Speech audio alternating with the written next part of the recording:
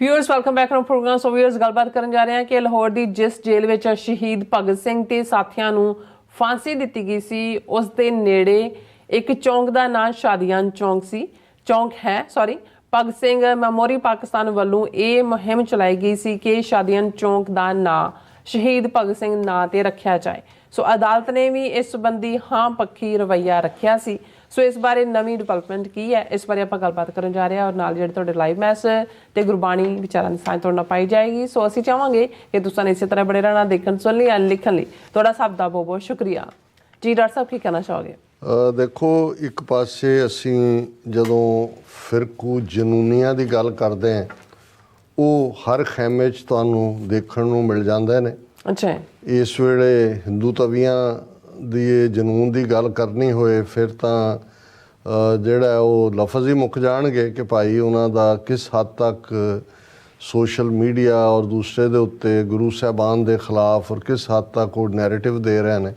और अज ही साडे मित्र GC Singh Houston उन्हां नाल गल हो रही सी, ਉਹ ਇੱਕ ਲੋਕਲ ਇਵੈਂਟ ਦੀ ਗੱਲ ਕਰਨ ਲੱਗੇ ਕਿ ਜੀ ਉੱਥੇ ਅਸੀਂ ਗਏ, ਖਾਣ ਪਾਣ ਵੀ ਸੀ, ਵਿਸਾਖੀ ਮੇਲਾ ਸੀ। ਉਹਨਾਂ ਕਿਹਾ ਜੀ 25-30% ਉੱਥੇ ਹਿੰਦੂ ਸੱਜਣ ਆਏ ਹੋਏ ਸੀ। ਔਰ ਮੈਂ ਕਿਹਾ ਜੀ ਚਲੋ ਕੋਈ ਨਹੀਂ, ਸਿੱਖਾਂ ਦਾ ਇੱਕ ਰਵਾਇਤ ਵੀ ਹੈ, ਅਸੀਂ ਖੁੱਲ੍ਹਦੇ ਲੈ। ਉਹ ਕਹਿੰਦਾ ਜੀ ਇਹ ਤਾਂ ਠੀਕ ਹੈ, ਉਹਨਾਂ 'ਚ ਸ਼ਾਇਦ ਕੁਛ ਜੈਨੂਨ ਵੀ ਹੋਣ, ਪਰ ਉਹਨੇ ਕਿਹਾ ਵੀ ਜਦੋਂ ਸੋਸ਼ਲ ਮੀਡੀਆ 'ਤੇ ਇਹ ਹਿੰਦੂ ਤਵੀਆਂ ਵੱਲੋਂ ਗੁਰੂ ਸਾਹਿਬਾਨ ਦੇ ਖਿਲਾਫ ਜਾਂ ਸਿੱਖ ਇਸ਼ੂਜ਼ ਦੇ ਉੱਤੇ ਰੋਂਗ ਨੈਰੇਟਿਵ ਦਿੱਤਾ ਜਾਂਦਾ ਹੈ, ਤਾਂ ਉਹਨੇ ਕਿਹਾ ਵੀ ਮੈਨੂੰ ਨਹੀਂ ਕੋਈ ਨਜ਼ਰ ਆਇਆ ਕਿ ਕੋਈ ਹਿੰਦੂ ਵੀਰ ਜਿਹੜਾ ਉਹਨੂੰ ਡਿਫੈਂਡ ਕਰਨ ਲਈ ਆਉਂਦਾ ਹੋਏ ਸਿੱਖਾਂ ਨੂੰ। ਕਹਿੰਦਾ ਇੱਥੋਂ ਲੰਗਰ ਵੀ ਛਕ ਜਾਂਦੇ ਨੇ, ਇੱਥੋਂ ਦੂਜਾ ਵੀ ਕਰਦੇ ਨੇ ਜਾਂ ਦੂਸਰਾ ਹਿੱਸਾ ਹੈ। ਸੋ ਇੱਕ ਪਾਸੇ ਤਾਂ ਇਸ ਕਿਸਮ ਦੇ ਜਨੂਨੀ ਨੇ, ਔਰ ਇਵੇਂ ਹੀ ਸਾਡੇ ਵੀਰ ਟੋਰਾਂਟੋ ਤੋਂ ਜਿਹੜੇ ਉਹ ਟਿਕਟੋਕ ਦੇ ਉੱਤੇ ਕਿਵੇਂ ਜਿਹੜਾ ਯੂਕੇ ਦਾ ਗਰਲਸ ਗਰੂਮਿੰਗ ਕੇਸ ਦੇ ਮਾਮਲੇ 'ਚ ਉਸ ਪੁਰਾਣੇ ਕੇਸ ਨੂੰ ਆਧਾਰ ਬਣਾ ਕੇ ਕਿਵੇਂ ਮੁਸਲਮਾਨਾਂ ਦੇ ਖਿਲਾਫ ਜਿਹੜਾ ਇੱਕ ਤਬਕਾ ਔਰ ਜੇ ਉਹਦੇ 'ਚ ਕਿਵੇਂ ਚਲਾਕੀ ਨਾਲ ਹਿੰਦੂ ਤਵੀਆਂ ਨੇ ਆਪਣੀਆਂ ਉਸ ਕਿਸਮ ਦੀਆਂ ਆਈਡੀਜ਼ ਰਾਹੀਂ ਦੋਨਾਂ ਨੂੰ ਫਸਾ ਦਿੱਤਾ, ਸਿੱਖਾਂ ਮੁਸਲਮਾਨਾਂ ਨੂੰ। ਉਹ ਇੱਕ ਦੂਸਰੇ ਦੇ ਉੱਤੇ ਜਿਹੜੇ ਨੇ ਤੋਪਾਂ ਦੇ ਗੋਲੇ ਫਾਇਰ ਕਰ ਰਹੇ ਨੇ। ਸੋ ਉਸ ਸਾਰੇ ਦੇ ਚਲਦੇ ਆ ਜਦੋਂ ਇਸ ਕਿਸਮ ਦਾ ਫਿਰਕੂ ਜਨੂਨ ਹੁੰਦਾ ਸੀ, ਖੁਦ ਵੀ ਇਸ ਸਾਰੇ ਪਾਰਟ ਨੂੰ ਦੇਖਦੇ ਹਾਂ, ਅਤੇ ਉਦੋਂ ਜਦੋਂ ਕੋਈ ਬੈਠਾ ਕਿਤੇ ਉਹ ਹਵਾ ਦਾ ਠੰਡਾ ਬੁੱਲਾ ਭੇਜੇ ਤਾਂ ਤੁਹਾਨੂੰ ਇੱਕ ਸਕੂਨ ਮਹਿਸੂਸ ਹੁੰਦਾ ਕਿ ਵੀ ਚਲੋ ਕਿਤੇ ਤੇ ਬਾਜ਼ਮੀਰ ਲੋਕ ਨੇ।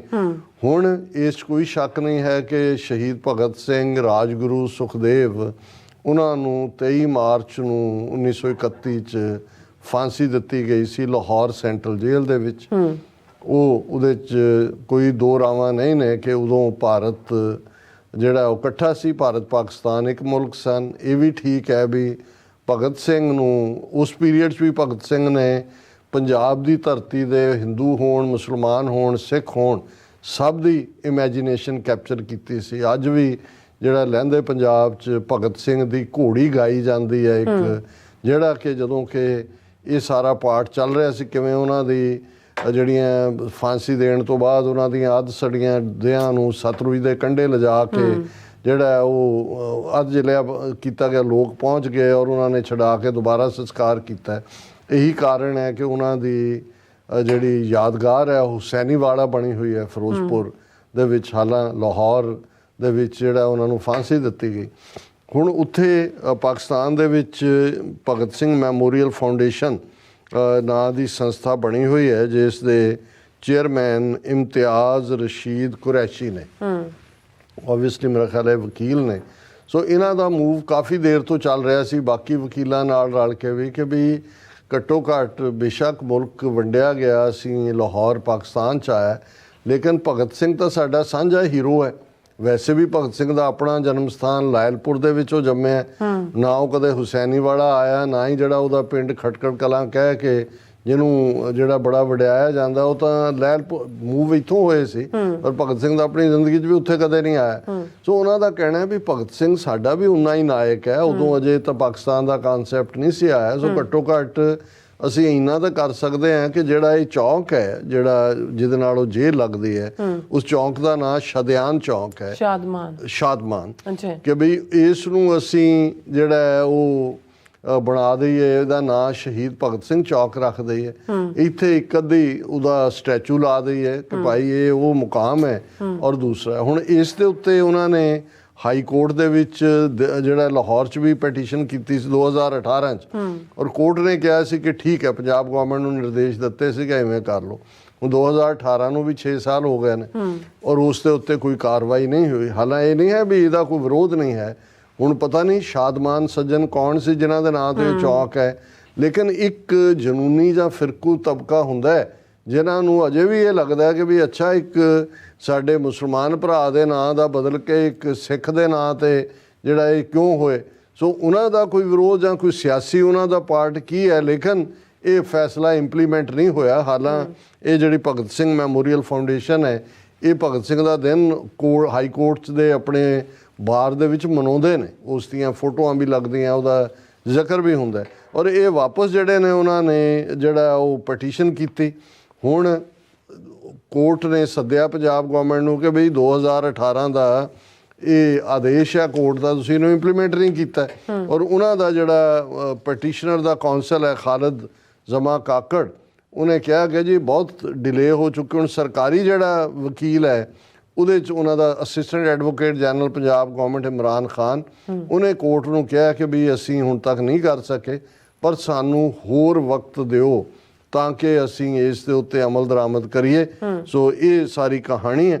ਔਰ ਇਸ ਦੇ ਉੱਤੇ ਉਹਨਾਂ ਨੇ even Imtiaz Rashid Qureshi, chairman Bhagat Singh memorial foundation, ਨੇ ਕਿਹਾ ਕਿ Bhagat Singh was a freedom fighter of the subcontinent and gave his life along with his companions for the cause of freedom, ਕਿ ਆਪਣੇ ਸਾਥੀਆਂ ਦੇ ਨਾਲ ਉਹਨਾਂ ਨੇ ਆਜ਼ਾਦੀ ਲਈ ਆਪਣੀ ਜਾਨ ਦਿੱਤੀ।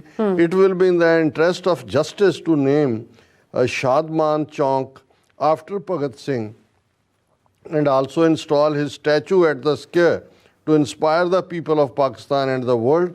ਔਰ ਉਹਦੇ 'ਚ ਉਹਨਾਂ ਨੇ ਇਹ ਮੰਗ ਕੀਤੀ ਹੈ। ਸੋ ਮੈਨੂੰ ਖਬਰ ਹੀ ਹੈ, ਪਰ ਮੈਨੂੰ ਇਸ ਗੱਲ ਦੀ ਘੱਟੋ ਘੱਟ ਖੁਸ਼ੀ ਵੀ ਹੋਈ ਕਿ ਉਸ ਧਰਤੀ ਦੇ ਉੱਤੇ ਅੱਜ ਵੀ ਇਸ ਕਿਸਮ ਦੇ ਲੋਕ ਨੇ ਜਿਹੜੇ ਸਮਝਦੇ ਨੇ ਕਿ ਬੇਸ਼ੱਕ ਮੁਲਕ ਬਣ ਗਏ, ਪਰ ਜਿਹੜੀਆਂ ਚੀਜ਼ਾਂ ਸਾਡੀ ਸਾਂਝੀ ਵਿਰਾਸਤ ਦੀਆਂ ਨੇ ਉਹਨਾਂ ਨੂੰ ਅਸੀਂ ਸੰਭਾਲੀਏ ਵੀ, ਰੈਕਗਨਾਈਜ਼ ਵੀ ਕਰੀਏ ਔਰ ਇੱਕ ਦੂਸਰੇ ਨੂੰ ਸਤਿਕਾਰ ਵੀ ਜੀ। ਰਾਜ ਸਾਹਿਬ ਦਾ ਬਹੁਤ ਬਹੁਤ ਸ਼ੁਕਰੀਆ। ਹੁਣ ਆਪਾਂ ਆਪਣੇ ਜਿਹੜੇ ਵਿਊਅਰਸ ਮੈਸੇਜ ਨੇ ਉਹ ਲੈਣ ਜਾ ਰਹੇ ਹਾਂ, ਸਭ ਦਾ ਬਹੁਤ ਬਹੁਤ ਸ਼ੁਕਰੀਆ ਅਦਾ ਕਰਦੇ ਹਾਂ। ਔਰ ਵਾਰਿਸ ਪੰਜਾਬ ਦੇ ਉਹਨਾਂ ਨੇ ਸਾਰੇ ਜਿਹੜੇ ਪਾਸਟ ਦੇ ਆਪਣੇ ਜੁਝਾਰੂ ਸਿੰਘ ਜਿਹੜੇ ਸ਼ਹੀਦ ਹੋਏ ਨੇ ਉਹਨਾਂ ਦੇ ਨਾਮ ਜਿਹੜੇ ਨੇ ਉਹਨਾਂ ਰੈਕਗਨਾਈਜ਼ ਕੀਤੇ ਨੇ ਸਭ ਦੇ, ਤੁਹਾਡਾ ਬਹੁਤ ਬਹੁਤ ਸ਼ੁਕਰੀਆ।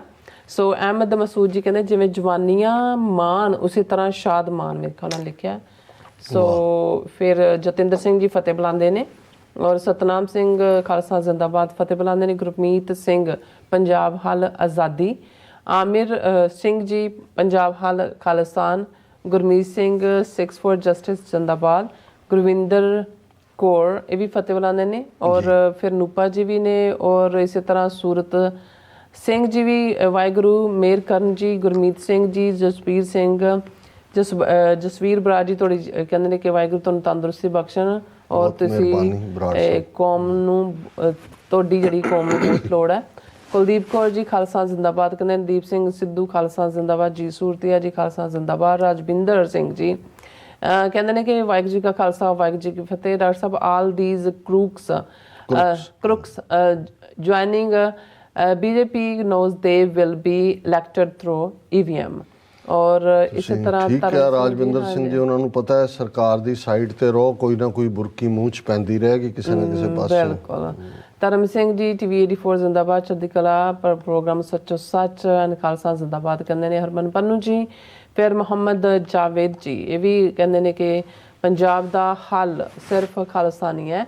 ਸੋ ਪਾਲ ਸਿੰਘ ਜੀ, ਫਿਰ ਇਸੇ ਤਰ੍ਹਾਂ Jasvir Singh ji, all about truth and ਸਿੱਖਿਜ਼ਮ ਜੀ, ਹਰਜਿੰਦਰ ਸਿੰਘ ਜੀ, ਕੁਲਦੀਪ ਮਹਿਲ ਜੀ, ਅਮਰਜੀਤ ਸੈਣੀ ਜੀ, ਪਰਦੇਮ ਸ਼ਿਫਟ ਜੀ ਇਹ ਵੀ ਤੁਹਾਨੂੰ ਕਹਿੰਦੇ ਨੇ ਕਿ ਡਾਕਟਰ ਅਮਰਜੀਤ ਸਿੰਘ ਜਿੰਦਾ ਪੈਰਾਡਾਈਮ ਹਾਂਜੀ। ਸੋ ਇਸੇ ਤਰ੍ਹਾਂ ਫਿਰ ਹਾਂਜੀ ਅਮਰਜੀਤ ਸੈਣੀ ਜੀ ਵੀ, ਫਿਰ ਜਸਕੀਰਤ ਸਿੰਘ ਜੀ ਵੀ, ਔਰ ਜ਼ੁਲਫਿਕਾਰ ਅਹਿਮਦ ਜੀ ਵੀ ਇਹ ਵੀ ਕਹਿੰਦੇ ਨੇ ਖਾਲਸਾ ਜ਼ਿੰਦਾਬਾਦ। ਡਾਕਟਰ ਸਾਹਿਬ ਨੀਲਮ ਕੌਰ ਜੀ ਮੇਰੇ ਵੱਲੋਂ ਬਹੁਤ ਬਹੁਤ ਸਲਾਮ ਲਵ ਫਰੋਮ ਸਪੇਨ ਤੋਂ ਦੇਖ ਰਹੇ ਨੇ ਸਾਨੂੰ, ਔਰ ਸਾਨੂੰ ਇੱਕ ਸੱਜਣ ਚੰਡੀਗੜ੍ਹ ਤੋਂ ਦੇਖ ਰਹੇ ਨੇ, ਹਾਂਜੀ ਸੁਣ ਵੀ ਰਹੇ ਨੇ ਤੇ ਦੇਖ ਵੀ ਰਹੇ ਨੇ। ਔਰ ਫਿਰ ਇਸ ਤਰ੍ਹਾਂ ਇੰਦਰਜੀਤ ਸੰਧੂ ਜੀ, ਸਵੇਰੇ ਸਵੇਰੇ ਉੱਠ ਕੇ ਬੈਠੇ ਹੋਣੇ ਨੇ। ਕਵਲਜੀਤ ਸਿੰਘ ਜੀ, ਹਾਂਜੀ, ਇਹ ਸਭ ਸਾਨੂੰ ਫਤਿਹ ਬੁਲਾਉਂਦੇ ਨੇ, ਖਾਲਸਾ ਜ਼ਿੰਦਾਬਾਦ ਕਹਿੰਦੇ ਨੇ। ਚੰਡੀਗੜ੍ਹ ਵਾਲੇ ਸੱਜਣਾਂ ਦਾ ਮੈਂ ਨਾਮ ਜੀ ਮੈਨੂੰ, ਹਾਂ ਇੱਕ ਮਿੰਟ, ਮੇਰੇ ਖਿਆਲ ਮੇਰੀ ਨਜ਼ਰ ਤੋਂ ਗਾਇਬ ਹੀ ਹੈ। ਸੋ ਬਹੁਤ ਬਹੁਤ ਸ਼ੁਕਰੀਆ ਤੁਹਾਡਾ ਸਭ ਦਾ। ਹਾਂਜੀ ਡਾਕਟਰ ਸਾਹਿਬ, ਅਸੀਂ ਜਿਵੇਂ 12ਵਾਂ ਤੁਖਾਰੀ ਗੁਰੂ ਨਾਨਕ ਸਾਹਿਬ ਦਾ ਉਚਾਰਿਆ ਹੋਇਆ ਉਸ ਦੇ ਉੱਤੇ ਵਿਚਾਰ ਕਰਦੇ, ਤੇ ਇਹ ਅੱਜ ਦਾ ਸ਼ਬਦ ਮਾਘ ਮਹੀਨੇ ਪ੍ਰਥਾਏ ਗੁਰੂ ਨਾਨਕ ਸਾਹਿਬ ਦਾ ਫਰਮਾਨ ਹੈ।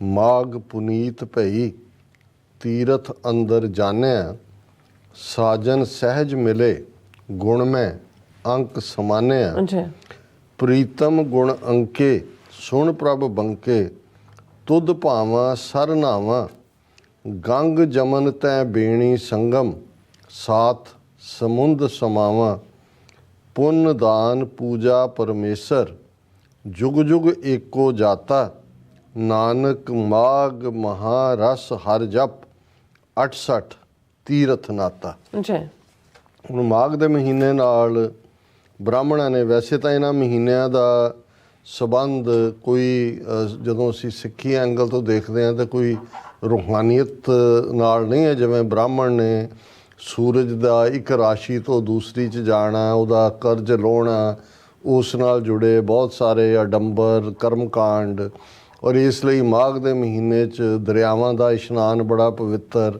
ਪੰਡਤ ਦਰਿਆਵਾਂ ਦੇ ਕੰਢੇ ਬੈਠੇ ਨੇ, ਉਹਨਾਂ ਨੂੰ ਦਾਨ ਦੇਣ ਦੀ ਮਹੱਤਤਾ, ਇਹ ਸਾਰਾ ਸੀ। ਇਸ ਲਈ ਅਸੀਂ ਇਸ ਸ਼ਬਦ 'ਚ ਵੀ ਦੇਖਾਂਗੇ ਕਿ ਤੀਰਥਾਂ ਦੇ ਉੱਤੇ ਨਹਾਉਣ ਦੀ ਗੱਲ ਜਾਂ ਗੰਗਾ ਜਮਨਾ ਦਾ ਜ਼ਿਕਰ ਜਾਂ ਦੂਜਾ, ਕਿਉਂਕਿ ਮਾਘ ਦੇ ਨਾਲ ਇਸ ਨੂੰ ਜਿਹੜਾ ਇਸ਼ਨਾਨ ਦੀ ਮਹੱਤਤਾ ਬਹੁਤ ਸੀ। ਮਾਘੀ ਦੀ ਸੰਗਰਾਂਦ ਇੱਥੇ ਕਿ ਉੱਥੇ, ਔਰ ਇਹੀ ਕਾਰਨ ਹੈ ਕਿ 12ਵਾਂ ਜਿਹੜਾ ਗੁਰੂ ਅਰਜਨ ਸਾਹਿਬ ਦਾ ਮਾਝ ਹੈ ਉਹਦੇ 'ਚ ਵੀ ਅਸੀਂ ਜਦੋਂ ਦੇਖਦੇ ਹਾਂ ਤਾਂ ਉਸ ਦੀ ਸ਼ੁਰੂਆਤ ਹੀ ਹੁੰਦੀ ਹੈ ਕਿ ਮਾਘ ਮੱਜਨ ਸੰਗ ਸਾਧੂਆਂ, ਧੂੜੀ ਕਰ ਇਸ਼ਨਾਨ, ਹਰ ਕਾ ਨਾਮ ਧਿਆਏ ਸੁਣ, ਸਭਨਾਂ ਨੂੰ ਕਰ ਦਾਨ। ਹੁਣ ਇਹਦੇ 'ਚ ਬਿਲਕੁਲ ਬ੍ਰਾਹਮਣ ਦੇ ਮੂੰਹ 'ਤੇ ਸਿੱਧੀ ਚਪੇੜ ਹੈ ਕਿ ਭਾਈ ਇਹ ਦਰਿਆਵਾਂ ਦਾ ਜਾਂ ਬ੍ਰਾਹਮਣ ਨੂੰ ਦਾਨ ਦੇਣ ਜਾਂ ਦਰਿਆਵਾਂ ਦਾ ਇਸ਼ਨਾਨ ਨਹੀਂ ਹੈ। ਜੇ ਕੋਈ ਇਸ਼ਨਾਨ ਹੈ, ਜੇ ਮਜਨ ਇਸ਼ਨਾਨ ਨੂੰ ਕਹਿੰਦੇ ਨੇ, ਤੇ ਸਾਧੂਆਂ ਦੀ ਧੂੜੀ ਦੇ ਨਾਲ, ਮਤਲਬ ਇਹ ਹੈ ਕਿ ਰੱਬ ਦੇ ਬੰਦਿਆਂ ਦੀ ਸੰਗਤ 'ਚ ਰਹਿਣਾ, ਰੱਬ ਦੇ ਬੰਦਿਆਂ ਨਾਲ ਪਿਆਰ ਭਾਵ ਦੇ ਵਿੱਚ ਉਹਨਾਂ ਦੀ ਸੰਗਤ ਕਰਨਾ, ਤੇ ਜੇ ਕੋਈ ਦਾਨ ਕਰਨਾ ਤੇ ਉਹ ਰੱਬ ਦੇ ਨਾਮ ਦੀ ਯਾਦ ਹੈ, ਔਰ ਇਹੀ ਅੱਗੋਂ ਜਿਹੜਾ ਹੈ ਉਸ ਨੂੰ ਵੀ ਵੰਡਣਾ ਹੈ ਕਿ ਆਪ ਜਪੈ ਅਵਰਾ ਨਾਮ ਜਪਾਵੇ। ਔਰ ਜ਼ਾਹਰ ਹੈ ਸਾਡੀ ਜਿਹੜਾ ਗੁਰੂ ਨਾਨਕ ਸਾਹਿਬ ਦਾ ਮੁੱਢਲਾ ਫਲਸਫਾ ਹੈ ਉਹ ਵੰਡ ਛਕੋ ਦਾ ਹੈ। ਸਾਡੇ 'ਚ ਦਾਨ, ਉਹ ਜਿਹੜੀ ਦਾਨ ਦੀ ਮਹੱਤਤਾ ਇਹਨਾਂ ਨੇ ਬਿਆਨੀ, ਉਹਦੇ 'ਚ ਇੱਕ ਦਾਤਾ ਇੱਕ ਮੰਗਤਾ ਹੈ। ਸਿੱਖੀ ਦਾ ਦਾਤਾ ਇੱਕ ਦੱਦਾ ਦਾਤਾ ਏਕ ਹੈ ਸਭ ਕੋ ਦੇਵਨਹਾਰ, ਦਾਤਾ ਇੱਕੋ ਹੀ ਹੈ, ਅਸੀਂ ਸਾਰੇ ਹੀ ਉਹਦੇ ਦਰ ਦੇ ਉੱਤੇ ਮੰਗਾ। ਹਾਂ, ਜੇ ਸਾਡੇ ਕੋਲ ਕੋਈ ਚੀਜ਼ ਵਾਧੂ ਹੈ ਅਸੀਂ ਲੋੜਵੰਦ ਦੇ ਨਾਲ ਸ਼ੇਅਰ ਕਰਦੇ, ਇਹ ਵੰਡ ਕੇ ਛਕਣਾ। ਹੁਣ ਇਹ ਦਾਨ ਦੀ ਗੱਲ ਔਰ ਇਹ ਵੰਡ ਕੇ, ਇਹ ਬਿਲਕੁਲ ਅੱਡ ਕਾਨਸੈਪਟ ਨੇ। ਔਰ ਇਸ ਪ੍ਰਥਾਏ ਗੁਰੂ ਨਾਨਕ ਸਾਹਿਬ ਨੇ ਫਰਮਾਇਆ ਮਾਘ ਪੁਨੀਤ ਭਈ ਤੀਰਥ ਅੰਤਰ ਜਾਣਿਆ, ਕਿ ਹੁਣ ਇੱਕ ਜਿਹੜੇ ਜਦੋਂ 68 ਤੀਰਥ ਕਿਹਾ ਜਾਂਦਾ ਹੈ, 8 ਤੇ 60 68, ਇਹ ਜਿਹੜੇ 68 ਹਿੰਦੂਆਂ ਦੇ ਤੀਰਥ ਨੇ ਜੋ ਉੱਤੋਂ ਸ਼ੁਰੂ ਕਰਦੇ ਨੇ ਮਾਨਸਰੋਵਰ ਤੋਂ ਤੇ ਪਰਲੇ ਕੰਢੇ ਤੱਕ ਜਾ ਕੇ 68 ਤੇ ਜੇ ਸਾਲ 'ਚ ਇੱਕ ਵਾਰੀ ਜਾਣ ਲੱਗੇ ਤਾਂ 68 ਸਾਲ ਤੋਂ ਉਮਰ ਨਹੀਂ ਸੀ ਹੁੰਦੀ। ਐਵਰੇਜ ਲਾਈਫ ਸਪੈਨ ਅੱਜ ਤੋਂ 70 ਸਾਲ ਪਹਿਲਾਂ 35-40 ਸਾਲ ਸੀ। ਉਹ ਕਹਿੰਦੇ ਤੇਰੀ ਕਲਿਆਣ ਹੀ ਨਹੀਂ ਹੋਈ, ਤੂੰ 68 ਤੀਰਥਾਂ ਦਾ ਇਸ਼ਨਾਨ ਹੀ ਨਹੀਂ ਕੀਤਾ। ਹੁਣ ਇੱਥੇ ਗੁਰੂ ਸਾਹਿਬ ਨੇ ਫਰਮਾਇਆ ਕਿ ਮਾਘ ਪੁਨੀਤ ਭਈ ਤੀਰਥ ਅੰਤਰ ਜਾਣਿਆ। ਪਹਿਲੀ ਗੱਲ ਕਿ ਤੀਰਥ ਕੋਈ ਬਾਹਰ ਨਹੀਂ ਹੈ, ਤੀਰਥ ਤੇਰੇ ਅੰਦਰ ਹੈ। ਜਦੋਂ ਹੁਣ ਬਾਰ-ਬਾਰ ਹੁੰਦਾ ਘੱਟ ਹੀ ਤੀਰਥ ਨਾਵਾਂ, ਇੱਕ ਸ਼ਬਦ ਮੇਰਾ ਪ੍ਰਾਨ ਬਸਤ ਹੈ, ਬਹੁੜ ਜਨਮ ਨਾ ਆਵਾਂ, ਮਨ ਵਿਦਿਆ ਦਿਆਲ ਸੇਤੀ ਮੇਰੀ ਮਾਈ, ਕੌਣ ਜਾਣੇ ਪੀਰ ਪਰਾਈ, ਹਮ ਨਹੀਂ ਚਿੰਤ ਪਰਾਈ। ਹੁਣ ਇਹ ਹੈ ਕਿ ਘੱਟ ਹੀ ਤੀਰਥ ਨਾਵਾਂ, ਆਪਣੇ ਦਿਲ ਦੇ ਤੀਰਥ ਚ ਨਹਾਉਣਾ। ਉਹ ਤੀਰਥ ਚ ਨਹਾਉਣਾ ਕੀ ਹੈ? ਵਾਹਿਗੁਰੂ ਨੂੰ ਆਪਣੇ ਹਿਰਦੇ ਦੀ ਸੇਜ ਦੇ ਉੱਤੇ ਬਿਰਾਜਮਾਨ ਕਰਨਾ, ਰੱਬ ਦੀ ਯਾਦ ਦੇ ਵਿੱਚ ਜੀਵਨ ਬਿਤਾਉਣਾ। ਸੋ ਮਾਘ ਪੁਨੀਤ ਭਈ, ਕਿ ਮਾਘ ਦਾ ਮਹੀਨਾ ਉਹ ਰੂਪ ਪੁਨੀਤ ਹੈ, ਪਵਿੱਤਰ ਹੈ, ਜਿਸ ਨੇ ਆਪਣੇ ਅੰਦਰ ਉਸ ਵਾਹਿਗੁਰੂ ਰੂਪੀ ਤੀਰਥ ਨੂੰ ਜਾਣ ਲਿਆ ਤੇ ਉਸ ਤੀਰਥ ਦੇ ਅੰਦਰ ਉਹ ਰੱਜ ਰੱਜ ਕੇ ਰੂਹ ਇਸ਼ਨਾਨ ਕਰਦੀ ਹੈ। ਉਸ ਦੇ ਨਾਲ ਸਾਜਨ ਸਹਿਜ ਮਿਲੇ ਗੁਣ ਮੈਂ ਅੰਕ ਸਮਾਣਿਆ, ਕਿ ਇਹ ਤਾਂ ਸਹਿਜ ਸਹਿਜ ਮਿਲ ਗੁਣ ਰਵੇ ਕਬੀਰ, ਕਿ ਵੀ ਸਹਿਜੇ ਹੀ ਆਪਣਾ ਪਿਆਰਾ ਮਿਲਿਆ ਅੱਛਾ। ਔਰ ਉਸ ਦੇ ਗੁਣਾਂ ਨੂੰ ਗਾਇਨ ਕਰਦਿਆਂ ਮੈਂ ਉਸ ਦੇ ਗੁਣਾਂ ਦੇ ਨਾਲ ਜੁੜੀ ਔਰ ਉਸ ਨੇ ਮੈਨੂੰ ਆਪਣੀ ਗੋਦ ਦੇ ਵਿੱਚ ਲੈ ਲਿਆ, ਆਪਣੇ ਦਿਲ ਨਾਲ ਲਾ ਲਿਆ, ਆਪਣੇ ਸੀਨੇ ਨਾਲ ਲਾ ਲਿਆ। ਪ੍ਰੀਤਮ ਗੁਣ ਅੰਕੇ ਸੁਣ ਪ੍ਰਭ ਬੰਕੇ। ਹੁਣ ਬਾਂਕਾ ਲਫ਼ਜ਼ ਹੈ ਸੋਹਣਾ, ਕਿ ਹੇ ਮੇਰੇ ਪਿਆਰੇ ਸੁਣ ਮੇਰੀ ਗੱਲ, ਤੂੰ ਮੇਰਾ ਸੋਹਣਾ ਬਾਂਕਾ ਮੇਰਾ ਪ੍ਰਭੂ ਹੈ। ਤੁਧ ਭਾਵਾਂ ਸਰਨਾਵਾਂ, ਕਿ ਤੇਰੀ ਰਹਿਮਤ ਹੋਈ, ਤੇਰੀ ਬਖਸ਼ਿਸ਼ ਹੋਈ ਤੇ ਮੈਂ ਅੰਤਰਗਤ ਤੀਰਥ ਮਲ ਨਾਓ। ਇਹ ਕਿ ਮੈਂ ਉਸ ਅੰਦਰ ਦੇ ਤੀਰਥ ਦੇ ਨਾਲ ਜਿਹੜੀ ਆ ਉਹ ਮਲ ਦਲ ਕੇ ਨਹਾ ਸਕੀ ਹੈ। ਗੰਗ ਜਮਨ ਤੈ ਬੇਣੀ ਸੰਗਮ। ਹੁਣ ਇਹ ਕਿਉਂਕਿ ਜਦੋਂ ਦਰਿਆਵਾਂ ਦਾ ਜ਼ਿਕਰ ਸੀ ਤੇ ਗੰਗਾ ਜਮਨਾ ਤੇ ਜਿੱਥੇ ਉਹ ਤਿੰਨੋਂ ਹੀ ਦਰਿਆ ਮਿਲਦੇ ਨੇ, ਸਰਸਵਤੀ ਤਾਂ ਐਗਜ਼ਿਸਟ ਨਹੀਂ ਕਰਦੀ, ਇਹਨਾਂ ਦੇ ਦਿਮਾਗਾਂ 'ਚ ਹੀ ਐਗਜ਼ਿਸਟ ਕਰਦੀ ਹੈ, ਪਰ ਗੰਗਾ ਜਮਨਾ ਸਭ ਜਦੋਂ ਤ੍ਰਿਵੇਣੀ ਹੈ ਜਿਹਦਾ ਨਾਂ ਇਲਾਹਾਬਾਦ ਸੀ, ਹੁਣ ਕੋਈ ਪਤਾ ਨਹੀਂ ਪ੍ਰਯਾਗਰਾਜ ਬਣਾ ਦਿੱਤਾ ਇਹਨੇ, ਯੋਗੀ ਨੇ ਉਹਦਾ ਨਾਂ।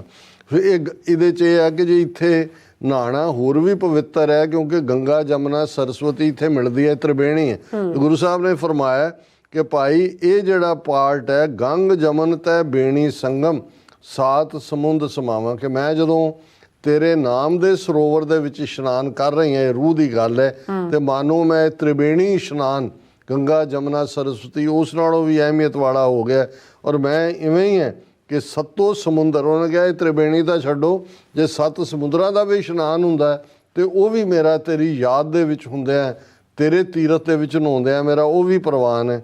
ਪੁੰਨ ਦਾਨ ਪੂਜਾ ਪਰਮੇਸ਼ਰ ਜੁਗ ਜੁਗ ਏਕੋ ਜਾਤਾ, ਕਿ ਹੋਰ ਕੋਈ ਪੁੰਨ ਦਾਨ ਦਾ ਮਤਲਬ ਨਹੀਂ ਰਹਿ ਜਾਂਦਾ।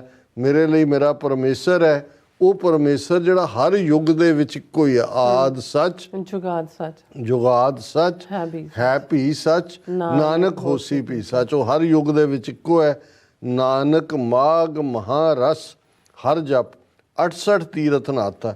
ਗੁਰੂ ਨਾਨਕ ਪਾਤਸ਼ਾਹ ਫਰਮਾਉਂਦੇ ਨੇ ਕਿ ਜਿਹੜਾ ਮਾਘ ਦਾ ਮਹੀਨਾ ਇਹ ਗੱਲ ਦੱਸ ਰਿਹਾ ਹੈ ਕਿ ਜੇ ਵਾਹਿਗੁਰੂ ਦੀ ਉਸਤਤ ਦੇ ਵਿੱਚ, ਉਸ ਦੇ ਜਾਪ ਦੇ ਵਿੱਚ ਇਹ ਜੀਵਨ ਗੁਜ਼ਰਦਾ ਹੈ ਤੇ ਇਸ ਤੋਂ ਵੱਡਾ ਨਾਮ ਮਹਾਰਸ ਪੀਓ, ਕਿ ਇਹੀ ਨਾਮ ਮਹਾਰਸ ਹੈ।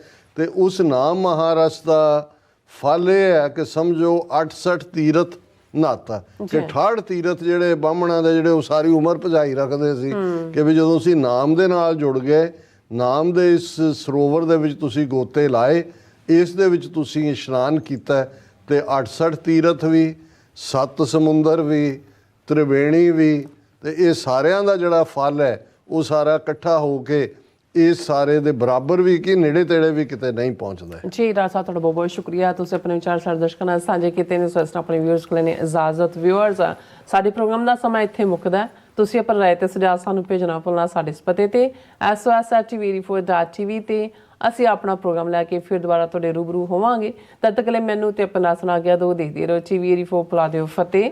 ਵਾਹਿਗੁਰੂ ਜੀ ਕਾ ਖਾਲਸਾ, ਵਾਹਿਗੁਰੂ ਜੀ ਕੀ ਫਤਿਹ। ਰੱਬ ਰਾਖਾ।